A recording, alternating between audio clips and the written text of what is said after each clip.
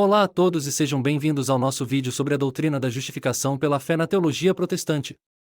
A doutrina da justificação pela fé é um dos ensinamentos fundamentais da teologia protestante e tem sido estudada e debatida por séculos.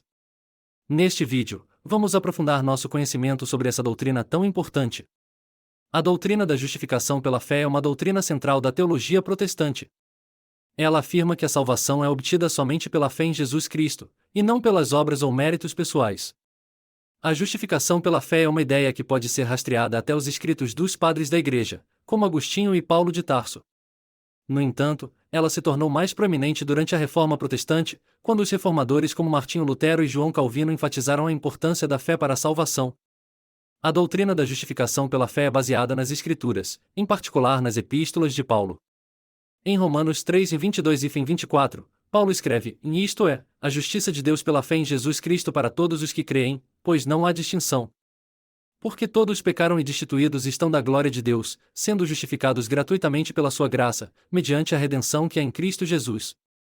Esses versículos deixam claro que a justiça de Deus é alcançada pela fé em Jesus Cristo, e não pelas obras da lei.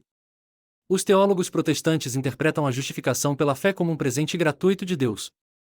Eles acreditam que a salvação não pode ser conquistada por meio de boas obras ou esforços humanos, mas é concedida pela graça de Deus por meio da fé em Jesus Cristo. Essa visão da salvação é uma das principais diferenças entre a teologia protestante e a teologia católica romana, que enfatiza a importância das obras e sacramentos para a salvação. Além disso, a doutrina da justificação pela fé teve um impacto significativo na história da Igreja. Ela influenciou a Reforma Protestante e levou à criação de várias denominações protestantes, como luteranos, calvinistas e anglicanos.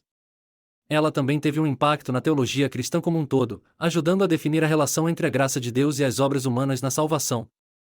Em resumo, a doutrina da justificação pela fé é uma doutrina central da teologia protestante que afirma que a salvação é alcançada somente pela fé em Jesus Cristo. Ela se baseia nas Escrituras e foi enfatizada por líderes protestantes como Martinho Lutero e João Calvino. A importância dessa doutrina pode ser vista em sua influência na história da Igreja e na teologia cristã como um todo. A doutrina da justificação pela fé é tão importante para a teologia protestante que Martinho Lutero a chamou de artigo principal da Igreja. Ele acreditava que a doutrina da justificação pela fé era a única maneira pela qual os cristãos poderiam experimentar verdadeiramente a graça e o amor de Deus. Lutero defendeu essa doutrina em seus escritos e sermões, e ela se tornou um dos pilares da Reforma Protestante.